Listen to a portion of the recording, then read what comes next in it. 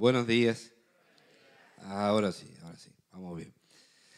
Bueno, hoy estoy un poco tomado de la voz, bastante tomado, pero el pastor no me quiso dar licencia, así que vamos a hacer lo que podamos. Por lo menos agüita tenemos. Permiso, ¿no?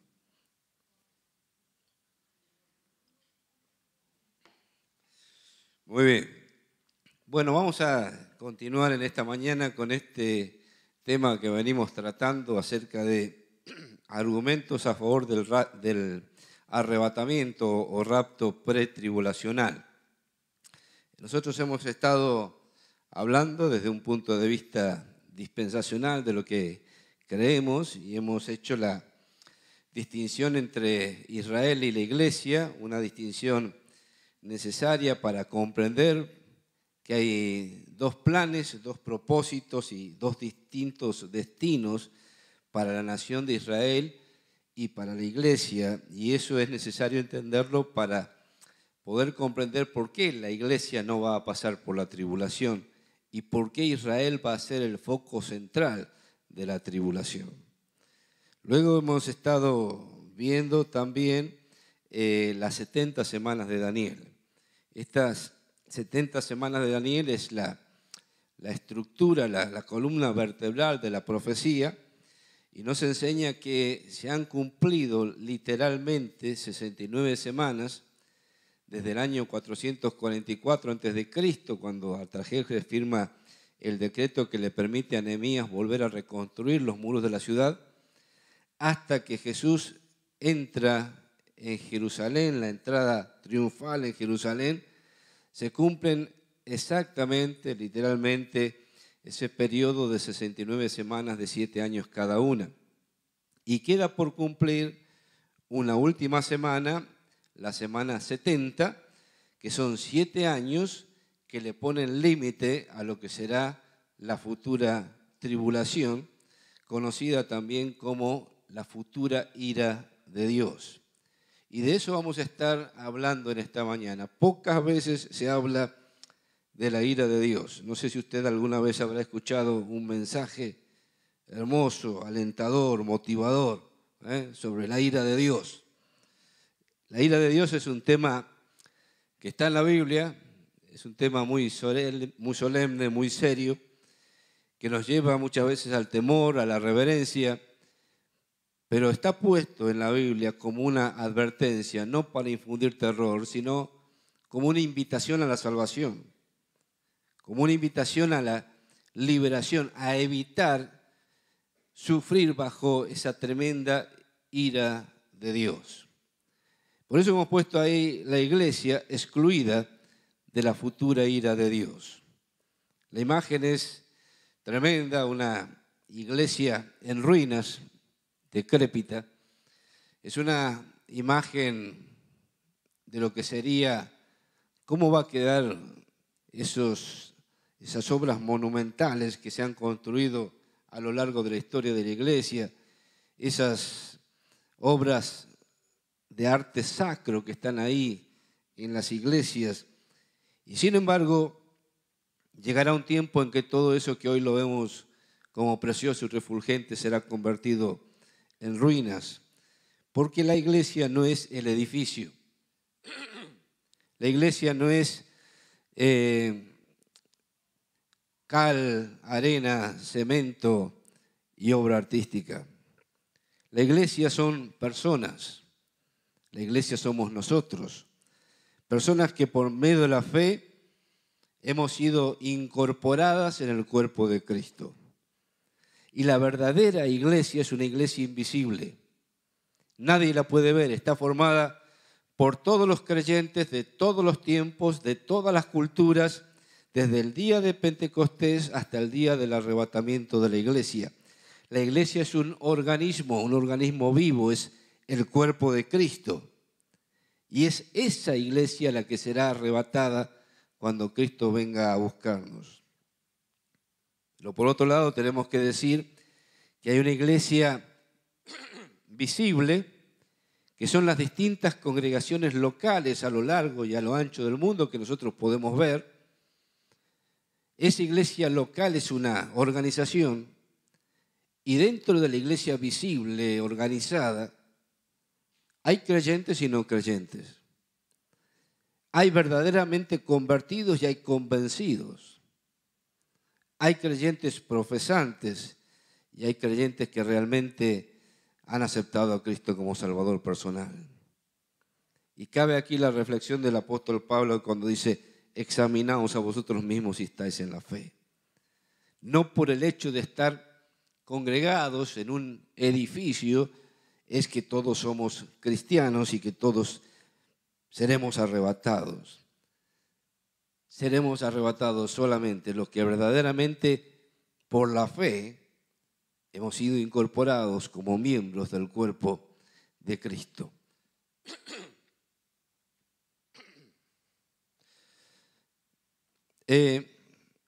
La iglesia excluida de la ira de Dios. Ahí hemos puesto todas las perspectivas del arrebatamiento concuerdan en que Dios ha prometido a la iglesia de Jesucristo la exención de la ira futura. Fíjese, uno puede examinar los distintos sistemas teológicos, esto ya lo hemos hecho, ya lo hemos visto, las distintas perspectivas de aquellos que creen que la iglesia va a pasar por la tribulación. Y estos dicen, la iglesia va a ser guardada en medio de la tribulación, pero no va a evitar la tribulación. Otros que dicen, bueno, solamente los creyentes espirituales van a ser arrebatados, pero los carnales van a quedar. Como si la tribulación fuera un tiempo de purgatorio para los creyentes que han sido carnales, pero no es eso la enseñanza de la palabra de Dios. Eso rompe la unidad del cuerpo de Cristo. El verdadero cristiano va a ser arrebatado y ningún verdadero creyente va a quedar sobre la tierra. Luego hay quienes que dicen, bueno, Cristo va a venir a la mitad de la tribulación, porque el tiempo de la ira de Dios comienza a partir de la mitad de la tribulación para adelante. Entonces la iglesia va a pasar 3 años y medio de tribulación y en el tiempo de la gran tribulación, los 3 años y medio finales, entonces Cristo va a llevar a la iglesia. Y otros que dicen, no, dentro de esos 3 años y medio finales de tribulación, a la mitad, 45 días antes de que Cristo venga, entonces va a arrebatar a la iglesia y luego va a volver con ella. Distintas posturas que hemos analizado y que hemos refutado ya anteriormente. Pero nosotros en esta mañana vamos a estar viendo un argumento más de que por qué la iglesia no va a pasar por la tribulación. Y justamente el argumento principal es que la iglesia ha sido librada por medio de la obra de Cristo en la cruz del Calvario de todo tipo de ira de Dios. Avanzamos una placa más y aquí hemos puesto la ira de Dios como atributo divino se refiere a su santidad, su justicia y su rechazo al pecado. Dios no es indiferente ante el mal, sino que lo aborrece y lo castiga. Esto es una de las partes de la Biblia, de la enseñanza, de la doctrina bíblica que muchas veces no queremos pensar y meditar. Queremos pensar en un Dios de amor, pero no en la ira de Dios. Pero no podemos evitar, y no seríamos fieles a la palabra de Dios, si no advirtiéramos que Dios tiene una ira que no es lo mismo que la ira humana. La ira humana se enciende arbitrariamente, espontáneamente y muchas veces duramente cuando se ve uno atacado, ofendido. Pero la ira de Dios no es así. La ira de Dios concuerda con todos sus atributos en armonía. Uno puede decir que Dios es un Dios que tiene un amor justo y también puede decir que Dios es justo y amoroso. Sus atributos están en perfecta armonía. Si Dios no se airara contra el pecado, no sería un Dios justo y santo. Si Dios no se airara con el pecado, sería un Dios indiferente, que no le importa la maldad, el pecado, la corrupción, la perversión. Pero Dios reacciona contra el pecado. Fíjese lo que dice el apóstol Pablo en Romanos capítulo 1. Tendríamos que leer todo el contexto de Romanos 1, del versículo 1 al 32, pero por el tiempo no lo vamos a hacer. Simplemente Romanos 1:18 dice: porque la ira de Dios se revela desde el cielo contra toda impiedad e injusticia de los hombres que detienen con injusticia la verdad. Fíjese, la ira de Dios se manifiesta contra la impiedad, contra la injusticia. El gobierno de Dios ha sido usurpado en este mundo por el príncipe de la potestad del aire, por el Dios de este mundo, el Dios que ahora opera en los hijos de desobediencia. Pero Dios no se ha quedado de brazos cruzados. Dios va a recuperar su reino sobre este mundo. Nunca ha perdido su reino universal. Dios sigue siendo el rey de todo el universo y Jesucristo es el Rey de Reyes y el Señor de Señores. Pero ese reino será recuperado con poder, majestad y gloria. Y llega un tiempo donde la ira de Dios se va a hacer patente. Fíjese que este tema de la ira de Dios es mencionado tanto en el Antiguo como en el Nuevo Testamento. Por poner algunos ejemplos, el diluvio universal fue una manifestación de la ira de Dios. Dios había creado la humanidad, los hombres se habían apartado, rebelado, desobedecido, cada vez iba de mal en peor toda la humanidad. Llegó un tiempo donde la corrupción y la violencia había llegado a su clímax y subía como un olor nauseabundo ante Jehová, y Dios tomó la decisión de destruir, de quitar de la tierra todo ser viviente, y solamente se salvaron Noé y su familia. Pero fue una manifestación de lo que es la ira de Dios de alcance universal. Luego otro ejemplo es la destrucción de Sodoma y Gomorra. Aquí ya la ira de Dios manifestada en una forma localizada, dos ciudades que por la homosexualidad y por ser una sociedad opulenta, soberbia y corrupta, Dios tomó la decisión de destruirla como un ejemplo de lo que es la ira de Dios ante la corrupción humana. Otro ejemplo son las 10 plagas de Egipto. También una ira localizada en un tiempo, en un lugar, cuando el faraón endureció su corazón para no dejar ir al pueblo de Israel libre. Y una y otra vez Dios estuvo advirtiendo por medio de su siervo Moisés a Faraón de que tenía que dejar libre al pueblo. Faraón cada vez endurecía más su corazón hasta que llegó la última plaga, la muerte de los primogénitos, e inclusive murió el propio hijo primogénito del faraón. Y quebrado, el rey de Egipto dejó ir al pueblo de Israel. Estas plagas luego las veremos repetidas, pero a mayor intensidad, ya no localizadas, sino a nivel mundial. Pero de eso vamos a hablar más adelante. Luego, el exilio de Israel. Israel, liberado de la esclavitud, pidió para sí reyes que lo gobernaran como las demás naciones. Esos reyes, excepto David, llevaron a la nación a la idolatría. Llevaron a que Israel, que había sido elegida como la esposa de Jehová, se convirtiera en una infiel y se corrompiera con los dioses de las naciones vecinas. Y Dios manifestó la ira contra aquella idolatría, enviando cautivo a Israel en el año 722 a.C. Luego, la crucifixión de Jesús en el Nuevo Testamento. Estamos estudiando el Evangelio de Marcos y todos los evangelios tienen este relato de la muerte de Cristo en la cruz del Calvario, que es un punto central y un punto focal, que Dios haya derramado toda su ira sobre su propio Hijo para poder librar de la ira a todos aquellos que creen en Él.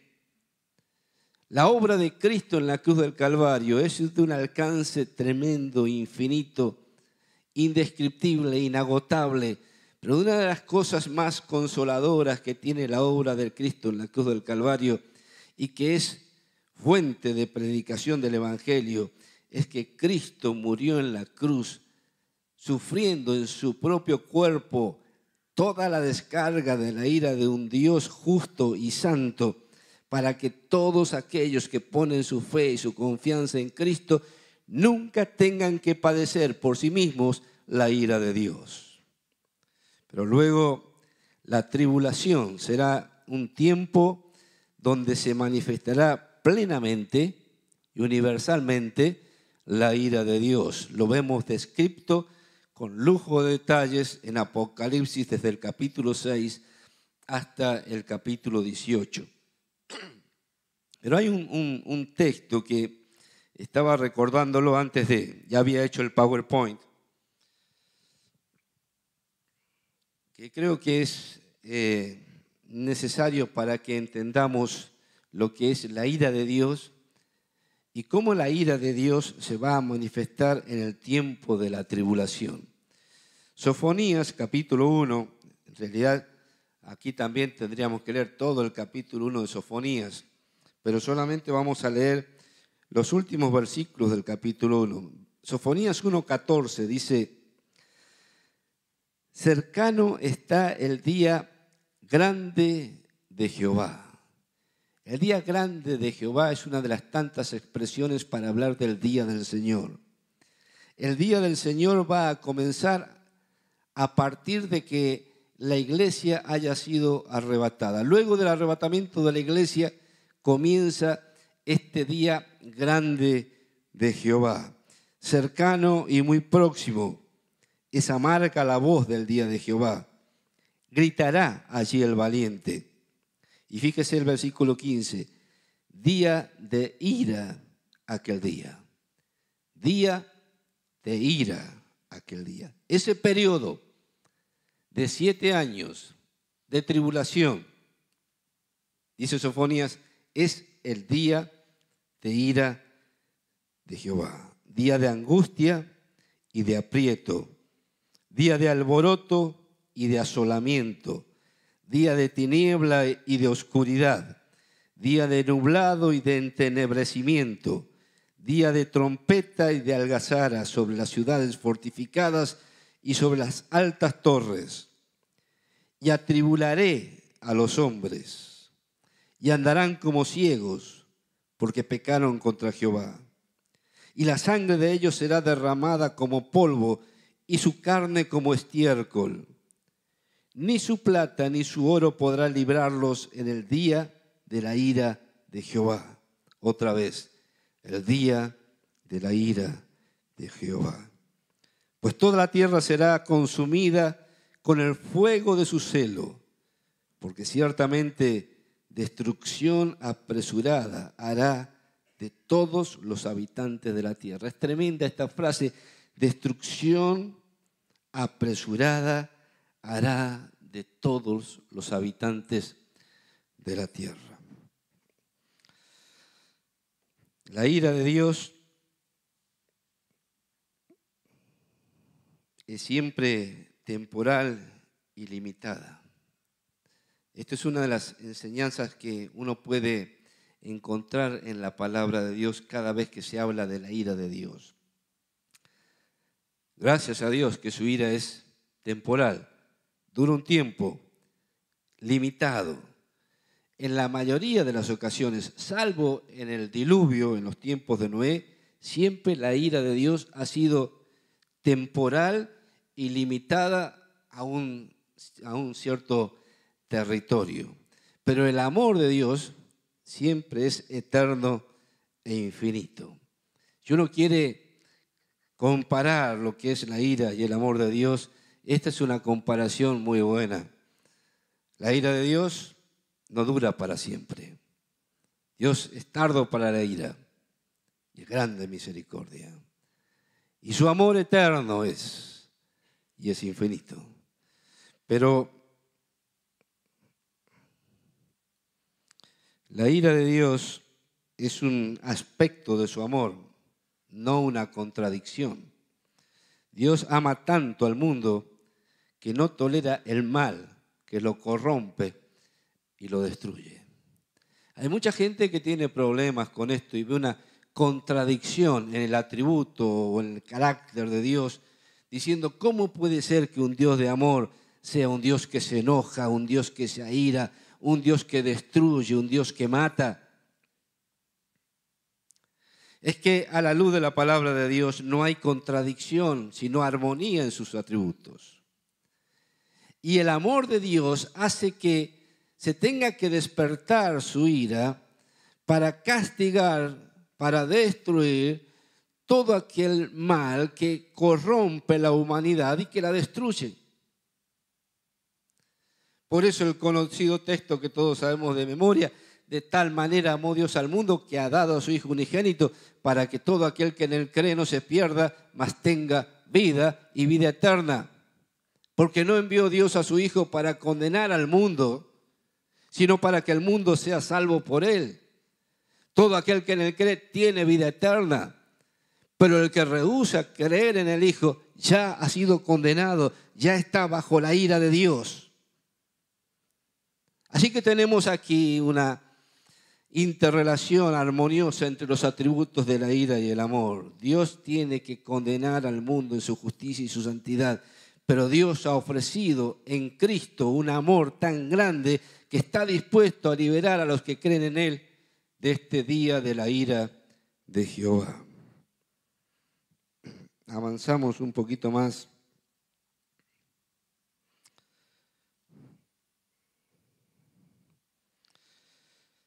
En cuanto a la futura ira de Dios, hay una promesa maravillosa que menciona el apóstol Pablo en 1 Tesalonicenses 5:9, cuando le dice: Dios no nos ha puesto a nosotros para ira.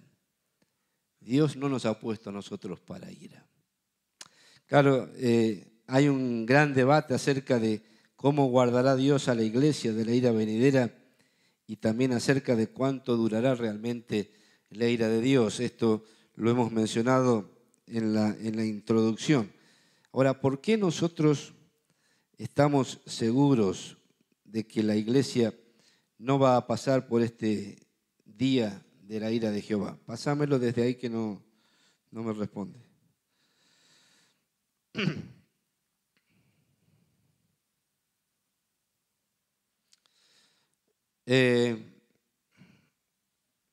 Se trabó. Bueno, una aclaración previa, porque hay ciertos teólogos que dicen que la iglesia actualmente está pasando por el tiempo de la tribulación, que la iglesia actualmente está sufriendo este tiempo de la ira y está siendo guardada en medio de este tiempo de la ira. Y esto lo dicen en base a ciertos textos que hablan, como decía el apóstol Pablo, es necesario que a través de muchas tribulaciones entremos en el reino de Dios. Entonces dice, ve, aquí el apóstol dice que la iglesia va a pasar por la tribulación, porque es necesario que a través de muchas tribulaciones entremos en el reino de Dios. Tenemos que decir que esa tribulación que se menciona ahí no es la misma del tiempo de la gran ira de Dios, que es futuro. Hay varios textos. La promesa de Dios de exención de la ira no significa que la iglesia eludirá las pruebas, los problemas y la persecución. Jesús dijo en Juan 15:18, si el mundo os aborrece, sabed que a mí me ha aborrecido antes que a vosotros. Si fuereis del mundo, el mundo amaría lo suyo, pero porque no sois del mundo, antes yo os elegí del mundo, por eso el mundo os aborrece. Acordaos de la palabra que os he dicho, el siervo no es mayor que su Señor. Y si a mí me han perseguido, también a vosotros os perseguirán. Si han guardado mi palabra, también guardarán la vuestra. El apóstol Pablo añade en 1 Tesalonicenses 3:3, a fin de que nadie se inquiete por estas tribulaciones, porque vosotros mismos sabéis que para esto estamos puestos. Y también, dice 2 Timoteo 3:12, también todos los que quieren vivir piadosamente en Cristo Jesús padecerán persecución. Y podríamos mencionar varios pasajes más acerca de esto, pero tenemos que hacer esta clara línea divisoria entre los padecimientos, las pruebas, las persecuciones, las tribulaciones que nos corresponden como creyentes por ser discípulos de Cristo. Si a Cristo lo han tratado así en este mundo, todos los que se identifican con Cristo van a padecer también tribulación en este mundo. El apóstol Pedro dice, no tenemos que sorprendernos por este fuego de prueba que nos ha sobrevenido, porque estos mismos padecimientos se van cumpliendo nuestros hermanos alrededor de todo el mundo. Hay un tipo de tribulación que corresponde hoy a la iglesia, pero que no tiene nada que ver con la tribulación futura, este tiempo tremendo, terrible de manifestación de la ira de Dios en el tiempo de la tribulación. Así que tenemos que tener siempre en claro esto, no siempre que se habla de tribulación, en la Biblia se habla con respecto a la tribulación de la semana 70 de Daniel. El tiempo se me va. Vamos a dejar para una próxima oportunidad algunos pasajes que me gustaría tratarlo con detenimiento y no con mucho apuro. Son esos que están ahí en la pantalla. 3 textos claves que definen que la iglesia no va a pasar por el tiempo de la ira de Dios. Pero miren, mi hermano, quisiera terminar en este día con una breve reflexión. El tiempo de la ira de Dios es un tiempo tremendo, terrible, que va a venir sobre este mundo. Ahora nosotros, esto debe llevarnos a la adoración. Debe llevarnos a la adoración porque hemos visto que es por la obra de Cristo en la cruz del Calvario que Dios nos va a librar de todo tipo de ira. Según Romanos 5:9, nos ha librado de la ira del infierno. Nos ha librado de la condenación eterna. Todo aquel que cree en Cristo, dice el Señor Jesús en Juan 5:24, el que oye mi palabra y cree al que me envió, no vendrá a condenación, sino que ya, ahora, tiene vida eterna. La muerte de Cristo nos libra de la ira de Dios, de la condenación eterna. Pero el texto ahí tiene un verbo en el griego que significa que la liberación de la ira de Dios ha comenzado a partir del día de nuestra justificación y Dios nos va a continuar librando de la ira a lo largo de nuestra vida y nos librará finalmente de la ira eterna de Dios en el día del arrebatamiento de la iglesia. Esto tiene que despertar en nuestro corazón. Adoración, acción de gracias, alabanza a la obra de Cristo en la cruz del Calvario, donde Dios ha puesto el fundamento para que seamos libres de todo tipo de ira de Dios. Debe llevarnos también a la obediencia. La ira de Dios debe llevarnos a un temor reverencial. Este Dios que nos ha librado, no nos ha librado para que vivamos en libertinaje. No nos ha librado para que hagamos lo que nos venga en gana, porque ya hemos sido librados de la ira de Dios. El que piensa esto realmente no es un hijo de Dios. El que piensa que puede vivir su vida descuidadamente y vivir su vida como la vive la gente del mundo, es porque nunca le ha resplandecido la luz del Evangelio. El que realmente ha sido librado de la ira de Dios está dispuesto a vivir para Dios, agradecido. no por temor, sino por amor. El Dios que nos amó nos libra de todo temor en el día del juicio. Así que cada creyente que entiende verdaderamente que Dios nos ha librado de la ira, está dispuesto a someterse a Dios para cumplir su voluntad por amor a aquel que nos amó. Pero este tema de la ira de Dios también debe motivarnos a la evangelización. Es urgente. Decía el apóstol Pablo a Timoteo, que prediques a tiempo y fuera de tiempo. Porque si sabemos que el tiempo de la ira de Dios se manifiesta luego del arrebatamiento de la iglesia, despierta en nosotros un fuego por aquellas almas que están sin Dios, sin Cristo, sin esperanza.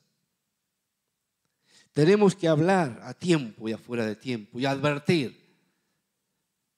El día del Señor está cercano. Antes de eso el Señor se va a llevar a la verdadera iglesia. Estás formando parte de la iglesia verdadera de Dios. Solamente se entra en la iglesia por medio de la fe en el Señor Jesucristo. Tienes fe en el Señor Jesucristo. Has confiado en Cristo como tu Salvador personal. Hacelo por amor de tu alma. Porque esto no es ficción. Esto no es utopía. Esto es realidad.